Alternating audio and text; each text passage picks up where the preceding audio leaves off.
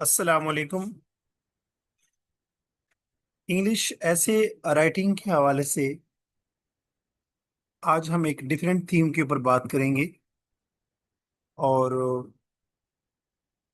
आज का जो ऐसे है उसके ऊपर मैं आपको आउटलाइन के साथ साथ उस आउटलाइन की पेश नज़र यानी उस आउटलाइन की रोशनी में जो आप ऐसे लिखने जाएंगे उसके अंदर जो बॉडी पैराग्राफ्स होंगे उनको सपोर्ट करने के लिए, सब्सटेंशिएट करने के लिए, अपने अपने पॉइंट को, अपने स्टांस को इंडोर्स करने के लिए, वैलिडेट करने के लिए जो आपको मटेरियल चाहिए होते हैं, जो रेलेवेंट हमें फैक्ट्स एंड फिगर या कोई रिपोर्ट्स या केस इन पॉइंट चाहिए होते हैं, वो भी मैं साथ साथ मेंशन करूंगा इंशाल्लाह।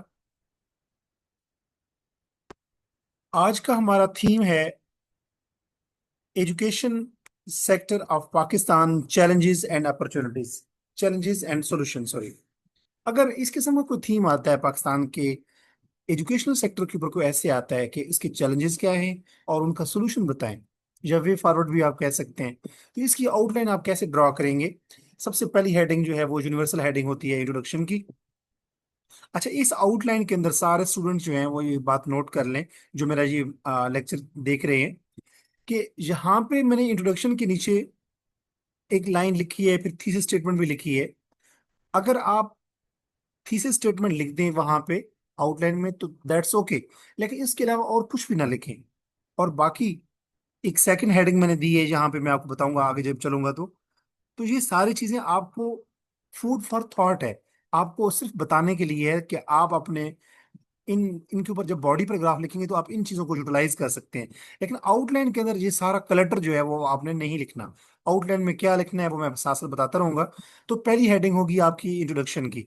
आप जब इंट्रोडक्शन आप लिखेंगे तो उसमें आप हवाला दे सकते हैं कि पाकिस्तान का जो 1973 का कॉन्स्टिट्यूशन है उसके अंदर आर्टिकल्स 25A के मुताबिक वो गारंटी करता है कि 1 साल से लेकर 16 साल की तक जो बच्चे होते हैं उनको एजुकेशन जो है वो फ्री मिलनी चाहिए, फ्री एजुकेशन मिलनी चाहिए। उसके बावजूद जो है पाकिस्तान की जो गवर्नमेंट है, जो स्टेट है, वो फेल हो चुकी है क्वालिटी और इक्विटेबल एजुकेशन प्रोवाइड करने में। इक्विटेबल एजुकेशन का मतलब है जो एजुकेशन सबके लिए बराबर हो। अब थीसिस स्टेटमेंट मैं लिख रहा हूँ आपके सामने, या मैंने यहाँ पे आपको शो कर रहा हूँ। थीसिस स्टेटमेंट में हमेशा थीसिस स्टेटमेंट आपके ऐसे के जो टॉपिक है उसको एड्रेस करती है। देखें, education sector of Pakistan, challenges and solution, इनका जिक्र होगा थीसिस स्टेटमेंट के अंदर। देखिएगा, डिस्पाइट, जी मैं इसको जरा जूम आउट कर लूं। थीसिस स्टेटमेंट है कि despite some challenges in education system, education sector of Pakistan, certain measures can revamp it. कि अगरचे एजुकेशन सिस्टम ऑफ पाकिस्तान जो है या सेक्टर ऑफ पाकिस्तान जो है उसको कुछ चैलेंजेस का सामना है, फिर भी कुछ मेयर्स ऐसे या इकदाम हम ऐसे कर सकते हैं जो जिससे इस सिस्टम को, जिस अपना सेक्टर को, पाकिस्तान का जो एजुकेशन सेक्टर है उसको हम रिवैम्प कर सकते हैं, बेहतर कर सकते हैं। ये थीसिस स्टेटमेंट होगी। थीसिस स्टेटमेंट ये एक जेनेरिक किस्म की स्टेटमेंट होती है जिसको देख के पता चल जाता है कि आपका पूरा ऐसे किन चीजों को एड्रेस करेगा। हमारे थीसिस स्टेटमेंट में चैलेंजेस का जिक्र है, एजुकेशन सेक्टर ऑफ पाकिस्तान का जिक्र है, और कुछ मेयर्स का जिक्र है कि जो जिससे हम क्या कर सकते हैं, जिससे बेसिकली हम एजुकेशन सेक्टर को रिवैम्प करेंगे, बेहतर करेंगे। दूसरी हेडिंग हमारी होगी importance of education and current situation of education in Pakistan. कि पाकिस्तान के अंदर एजुकेशन की अहमियत क्या है और पाकिस्तान के अंदर एजुकेशन सेक्टर की सूरत हाल क्या है। अब इसके ऊपर जब आप पैराग्राफ लिख रहे होंगे, इसके ऊपर एक ही पैराग्राफ आपने लिखना है। जी, ये एक पैराग्राफ कंटेक्सुअल पैराग्राफ कहलाता है, यानी आपके ऐसे की टोन को सेट करेगा। और ये इंट्रोडक्शन के बाद का पैराग्राफ होगा। इसके अंदर आप लिखेंगे कि एजुकेशन का फायदा क्या होता है, क्योंकि हमने इंपॉर्टेंस ऑफ एजुकेशन की बात करनी है। कि एजुकेशन इंसान के लिए, एजुकेशन ह्यूमन कैपिटल को डेवलप करता है, यानी इंसानों का, जो इंसानों की नशोनुमा करता है। और वो इंसानों की नशोनुमा क्यों जरूरी होती है? इकोनॉमिक ग्रोथ के लिए किसी कंट्री की, यानी किसी मुल्क की इकोनॉमिक ग्रोथ के लिए ह्यूमन डेवलपमेंट या ह्यूमन कैपिटल इंपॉर्टेंट होता है। और उसको इंप्रूव क्या करता है? Education, education sector. तो एजुकेशन जो है ये जमहूरियत को भी स्ट्रेंथन करती है, और लोगों के अंदर सिविक सेंस या शऊर को भी आप कह सकते हैं कि डेवलप करती है। एजुकेशन एक ऐसा टूल है जिससे लोग आपस में जुड़े रहते हैं, सोशल कोहेजन होती है, और एजुकेशन से पॉवर्टी एलिविएशन, यानी कि एजुकेशन बंदे को स्किल्स देती है जिनको इस्तेमाल करके इंसान अपने रोजी रोटी कमाता है, और इस तरीके से इंसान गुर्बत की खत गुर्बत से ऊपर आ जाता है। आपने इस पैराग्राफ के अंदर ये भी आप लिख सकते हैं कि लिटरेसी रेट जो है पाकिस्तान का, वो इकोनॉमिक सर्वे ऑफ पाकिस्तान 2024 के मुताबिक 60.70% है, यानी कि अभी 100% लिटरेसी रेट पे हम नहीं आए।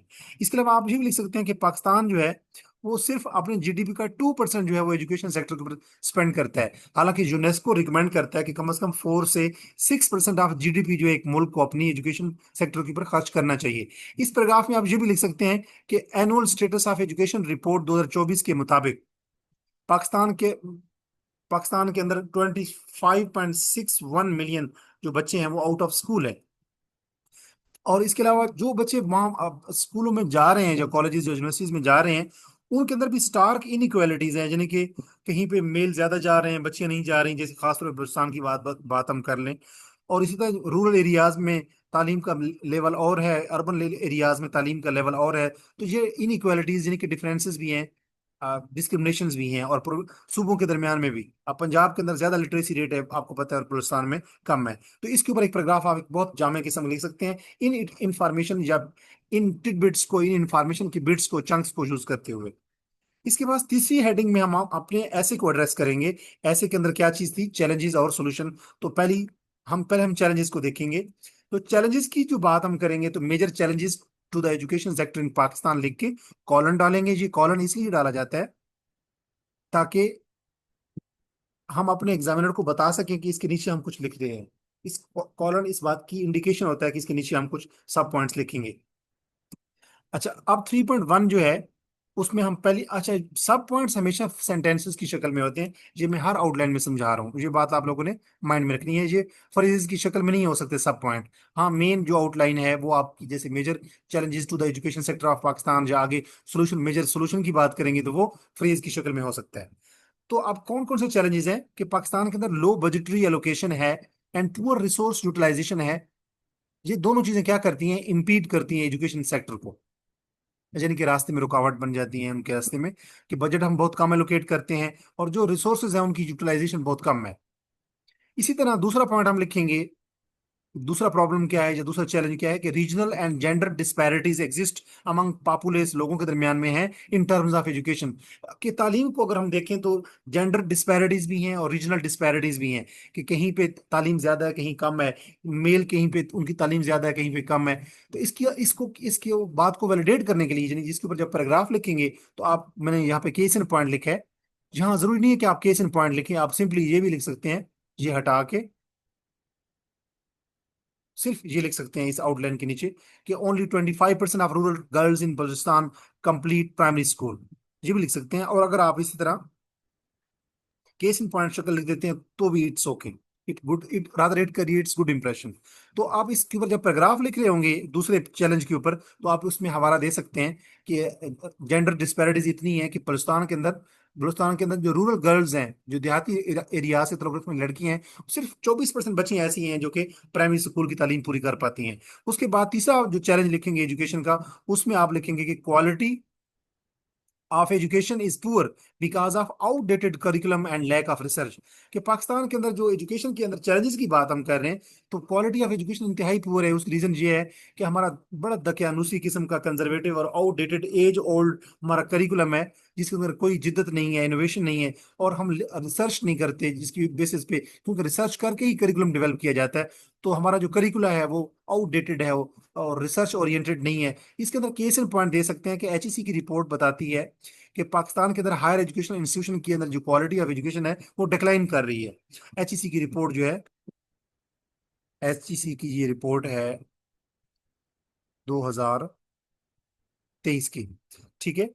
इसके बाद चौथा चैलेंज हम लिखेंगे, shortage of train teachers and lack of capacity building retard education system. कि पाकिस्तान के अंदर जो टीचर्स की कमी है, ट्रेन टीचर्स की कमी है, और कैपेसिटी बिल्डिंग की कमी है, जिनके लोग इतने काबिल नहीं है, इतने स्किल्ड नहीं है कि वो क्वालिटी एजुकेशन आगे बच्चों को इम्पार्ट कर सके। इससे क्या है, शॉर्टेज ऑफ ट्रेन टीचर से और कैपेसिटी बिल्डिंग की कमी से एजुकेशन सिस्टम रिटार्ड हो रहा है। एक होता है वर्ड होता है एक्सलरेट की बढ़ना, रिटार्ड होता है उसका अपोजिट है। तो उससे एजुकेशन सिस्टम जो है वो बहुत ही, आप कह सकते हैं कि स्लो हो गया है, या उसका क्वालिटी रिजल्ट नहीं आ रहे। अब इस बात को वैलिडेट करने के लिए आप दे सकते हैं कि Sindh education department audit report 2022 के मुताबिक टीचर जो हैं वो एब्सेंट रहते हैं। घोस्ट स्कूल्स हैं कि स्कूल हैं लेकिन टीचर्स नहीं है, या स्कूल जो है वो सिर्फ डॉक्यूमेंट्स में है, एक्चुअल नहीं है। और पुअर ट्रेनिंग फैसिलिटीज हैं, जिन्हें की ये बात आप वैलिडेट करेंगे अपने इस पैराग्राफ के अंदर जब आप उसके ऊपर ऐसे के अंदर लिख रहे होंगे। और पांचवा आप ये लिख सकते हैं, अगर आप लिखना चाहें पैराग्राफ, कि digital divide and lack of modern learning tools haunt education sector. कि डिजिटल डिवाइड है, जिन्हें कहीं पे बहुत ज्यादा टेक्नोलॉजी और इंटरनेट अवेलेबल है और कहीं पे नहीं है। इसी तरह मॉडर्न लर्निंग टूल्स भी अवेलेबल नहीं है, जिन्हें की इनोवेशन नहीं है। टेक्नोलॉजिकल जो इक्विपमेंट्स होते हैं वो एजुकेशन सेक्टर के अंदर स्कूलों कॉलेज यूनिवर्सिटी में उतने नहीं है जितना कि होना चाहिए, प्रोजेक्टर वगैरह। इससे क्या है, पाकिस्तान का जो एजुकेशन सेक्टर है वो हार्ट हो रहा है, यानी कि उसके अंदर कमी आ रही है, उसके अच्छी तरह इफेक्टिव नहीं है, इतना रिजल्ट ओरिएंटेड नहीं है।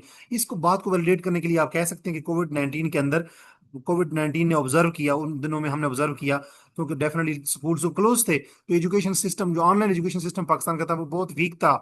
और इंटरनेट की पेनिट्रेशन या यूसेज या इंटरनेट का जो एक्सपेंशन था, इंटरनेट का इस्तेमाल था, वो बहुत कम था। और इंटरनेट जहाँ जहाँ पे अवेलेबल है भी था, जब अवेलेबल जहाँ पे था भी सही, तो वो बहुत ही स्लो था। यहाँ पे बात हो गई चैलेंजेस की। अब आप चैलेंजेस की जब पैराग्राफ लिख चुके होंगे, तो अब आप वहां पे एक ट्रांजिशन देंगे, जब आखिरी पैराग्राफ लिखेंगे चैलेंज का, कि having discussed challenges of education sector in Pakistan, now the coming section of the essay will delineate या illustrate या explain या elaborate या examine या would describe the solutions for reforming the education sector of Pakistan। ठीक है, तो उसके अंदर जो पहला आप लिखेंगे, फर्स्टली, पहला सोल्यूशन क्या है? Firstly, increasing education budget and ensuring transparent utilization are key steps. कि अगर बजट को इंक्रीज कर दिया जाए, जैसे पाकिस्तान के अंदर बजट बहुत कम एलोकेट किया जाता है, और यूनेस्को के मुताबिक हर मुल्क को चाहिए कि वो अपने जीडीपी का कम से कम 4 से 6% एजुकेशन सेक्टर पे स्पेंड करे। तो हम अपने एजुकेशन का बजट अगर इंक्रीज कर दें, और जो बजट हम मुख्तस करें उसकी जो यूटिलाइजेशन है वो बड़ी ट्रांसपेरेंट करें, उसमें कोई करप्शन या कोई आप कह सकते हैं कि इरेगुलरिटीज ना हो, ये बड़े इंपॉर्टेंट की स्टेप्स हैं। किसके लिए की स्टेप्स हैं? साफ जरा एजुकेशन सेक्टर को इंप्रूव करने के लिए। दूसरी बात आप लिख सकते हैं, दूसरा पैराग्राफ, कि education in ensuring universal primary education through targeted enrolment campaigns will improve education sector. कि अगर हम यूनिवर्सल प्राइमरी एजुकेशन को एंश्योर करें और टारगेट करें कि हमने एनरोलमेंट करनी है चंद मखसूस एरियाज में, तो उस जहां जहां पे नहीं है, जैसे बलूचिस्तान में नहीं है, प्रॉपरली एजुकेशन नहीं है, बच्चियों की खासतौर पर एजुकेशन प्राइमरी से ऊपर होती नहीं है, तो वहां पे हम लिख सकते हैं इस पैराग्राफ के ऊपर, जब हम ऐसे लिख रहे होंगे, तो इस पैराग्राफ को जब हम लिख रहे होंगे इस सोल्यूशन को, तो केस एंड पॉइंट देख सकते हैं कि बेनजीर इनकम सपोर्ट प्रोग्राम जो है उसका एक एजुकेशन इनिशिएटिव भी है बच्चियों के लिए खास तौर पे। तो उसको इस्तेमाल करते हुए हम बच्चियों की एजुकेशन को प्रमोट कर सकते हैं। इसी तरह तीसरा पॉइंट जो है वो लिख सकते हैं हम, gender and regional disparities should be reduced. कि जहाँ कहीं पे मर्दों की तालीम ज्यादा है, औरतों की कम है, और कहीं पे कुछ एरियाज की तालीम ज्यादा है, जैसे लाहौर के अंदर एजुकेशन सेक्टर एजुकेशन बहुत ज्यादा है, लेकिन कुछ पंजाब के ऐसे एरियाज हैं जहाँ पे एजुकेशन बहुत कम है। तो जो रीजनल डिस्पैरिटीज है उनको हमें कम करना चाहिए। इस बात को वैलिडेट जब कर रहे होंगे पैराग्राफ के अंदर, तो आप लिख सकते हैं कि गर्ल्स की जो स्कूल्स हैं वो ज्यादा बढ़ाने चाहिए। सेफ ट्रांसपोर्ट जैसे स्कूलों के अंदर होती है, पिक एंड ड्रॉप की सहूलत वो दी जानी चाहिए यूनिवर्सिटी कॉलेजेस और स्कूलों में। और फीमेल टीचर जो रूरल एरियाज में उनकी अपॉइंटमेंट, और उनकी स्कूलों के अंदर अक्सर फीमेल टीचर्स की तादाद बहुत कम होती है, तो वहाँ उनके अंदर, उन स्कूलों के अंदर टीचर्स की तादाद बढ़ानी चाहिए। इसी तरह एक और पॉइंट आप लिख सकते हैं, एक सोल्यूशन, कि there is need to revise curriculum and adopt modern teaching methods.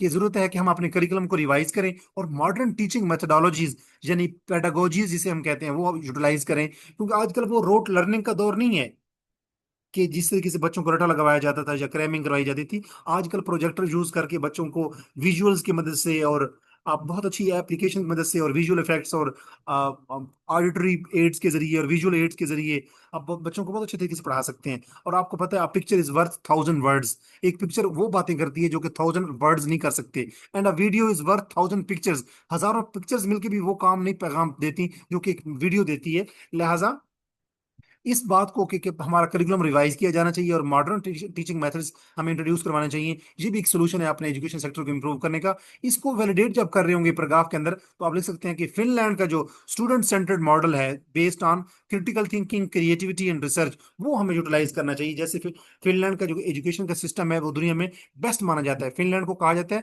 The land of happy people, the land of happiness.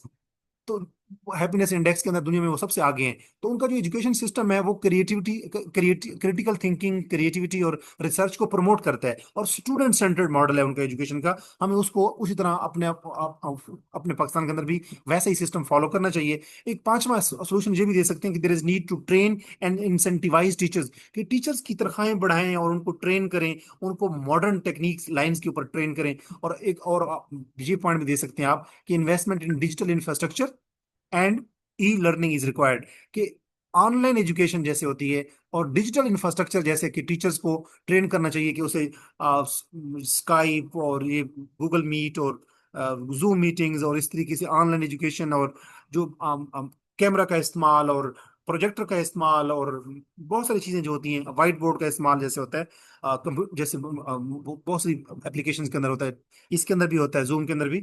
तो इन चीजों का टीचर्स को ट्रेनिंग दी जानी चाहिए कि वो डिजिटल इंफ्रास्ट्रक्चर को इस्तेमाल कर सके स्कूलों के अंदर, कॉलेजेस और यूनिवर्सिटीज के अंदर। अच्छा, जब हम ये पैराग्राफ लिख चुके होंगे सॉल्यूशंस के ऊपर, तो हम लिखेंगे कि in the previous sections of the essay, ये एक ट्रांजिशन हम देंगे ऐसे के अंदर, कि in the previous sections of the essay we have discussed solution challenges and solutions of education sector of Pakistan. Now we are going to culminate our stance, that now we are going to conclude our essay. तो फिर जब conclusion का paragraph start होगा तो वो to conclude से start करेंगे, ठीक है। और जरूरी नहीं है कि यहाँ पे आप ट्रांजिशन दें, क्योंकि आप डिस्कस कर चुके हैं बेसिकली। अगर आपने वे फॉरवर्ड देना हो तो फिर आप कह सकते हैं कि having discuss challenges and solutions, now the coming section of the essay will delineate your will give forward या will provide the way forward। तो यहाँ पे चूंकि वे फॉरवर्ड हमने नहीं देना, हमने सोल्यूशन दे चुके हैं, हमने कंक्लूजन देना है, तो कंक्लूजन का पैराग्राफ स्टार्ट करेंगे टू कंक्लूड। अब जब कंक्लूजन का पैराग्राफ आप लिख रहे होंगे तो एक बात आपने जेहन में रखनी है, और वो कौन सी टेक्निक है कि कंक्लूजन के अंदर आप कोई भी नई स्ट्रेटेजी, नया सॉल्यूशन या नया कोई चैलेंज आप नहीं बयान कर सकते, ठीक है। अब ये जो ऐसे है, इसके अंदर मैंने एक लाइन जहां लिखी है कंक्लूजन की जगह पे, आपने जब पेपर में आउटलाइन ड्रा करनी है तो यहाँ पे कंक्लूजन के नीचे कुछ नहीं लिखना। अब कंक्लूजन में आप लिखेंगे जो सारे चैलेंजेस को आप का इहाता करेंगे, रीइटरेट करेंगे जो चैलेंजेस आप लिख चुके होंगे। अगर आपने आउटलाइन में 3 चैलेंजेस का जिक्र किया होगा तो उन्हीं उन्हीं को जिक्र करेंगे इकट्ठा करके। Budgetary allocation, regional and gender disparities, और shortage of train teachers and lack of capacity building. Suppose अगर आपने ये 3 चैलेंजेस जिक्र किए हैं तो आपने कंक्लूजन में उन तीनों को इकट्ठा करके एक सेंटेंस में लिखना है, 2 सेंटेंस में। इसी तरह अगर सोल्यूशन में आपने कोई 3 सोल्यूशन दिए हैं, फॉर एग्जांपल कि बजट को इंक्रीज करें, एजुकेशन के बजट को, और इसके अलावा अगर आपने जेंडर और रीजनल डिस्पैरिटीज को कम करें, और करिकुलम को और रिवाइज करें, और मॉडर्न टीचिंग मेथड जिनकी मॉडर्न पेडागोजीज हम इंट्रोड्यूस करवाएं, अगर ये 3 लिखे हैं आप तो आपने इन तीनों को ही सिर्फ इकट्ठा करके कंक्लूजन में लिखना है, ठीक है। कोई नई बात नहीं लिखनी। मैंने यहाँ पे एक चीज लिखी है और आपकी तवज्जो कराना, इस तरफ मबजूल कराना चाहता हूँ कि ये आपने ऐसी कोई बात नहीं लिखनी। देखें, मैंने जहाँ लिखा है the education sector of Pakistan suffers from deep rooted challenges, ये बात ठीक है, but solutions are achievable with political will. ये देखें, ये जो पॉलिटिकल विल है, ये मेरे वहां पे सॉल्यूशन के अंदर ये बात नहीं आई। मैं इस बात को हाईलाइट कर रहा हूँ, ये चीज मैंने नहीं लिखनी, ये आपको बता रहा हूँ। आउटलाइन में ये बात मैं नहीं लिख सकता, सॉरी, कंक्लूजन में जब कंक्लूजन का पैराग्राफ लिखूंगा, क्योंकि मैंने ये बात वहां पे सॉल्यूशन में दी नहीं है। रिसोर्स एलोकेशन ये ठीक है, एंड सिस्टमैटिक रिफॉर्म मैं ये कंक्लूजन में नहीं लिखूंगा। उसकी रीजन क्या है? क्योंकि मेरे सॉल्यूशन के अंदर मैंने ये बात नहीं की थी। लिहाजा जिन चीजों को मैंने रेड कर दिया है, हाईलाइट कर दिए, आपने कंक्लूजन में इनको शामिल नहीं करना। ये मैंने लिख इसलिए लिया था ताकि आपको बताऊं कि कंक्लूजन में आपने कौन सी मिस्टेक नहीं करनी। होपफुली आपको समझ आ गई होगी कि जो आउटलाइन में आपने चैलेंजेस और सॉल्यूशन लिखे हैं उनको आपने इकट्ठा करके दरमियान में कामाज डाल के आपने चैलेंजेस, फॉर एग्जाम्पल अगर मैं कंक्लूजन की सेंटेंस अब पैराग्राफ के अंदर मैं चैलेंजेस का जिक्र करूंगा तो मैं लिखूंगा एक ही सेंटेंस में,